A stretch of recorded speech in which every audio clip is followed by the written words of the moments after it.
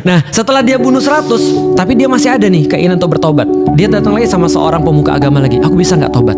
Pemuka agama nih ngelihat dia, lalu kemudian dia bilang ini, bisa, tapi nggak di sini. Tapi nggak di sini. Ini ada banyak sekali pelajaran. Salah satu adalah kalau kamu mau tobat, kamu harus tidak boleh di tempat asal.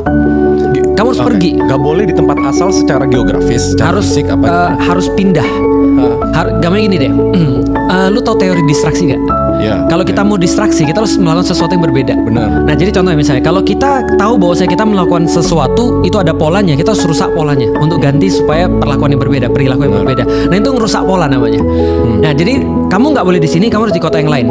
Maka dia bilang, oke, siapa harus aku temui? Temui orang ini di kota ini. Di perjalanan dia jalan, dia meninggal. 2 malaikat datang, kata Rasulullah nyeritain hadis ini. 2 malaikat datang berebut. 1 malaikat surga, 1 malaikat neraka. Ini punya gua, enggak ini punya gua. Ini punya gua, ini enggak punya gua. Berarti tanda kutip dia belum tobat, Belum sampai tobat, tujuan, belum sampai tujuan. tapi udah mau ngikutin. Udah mau ngikutin.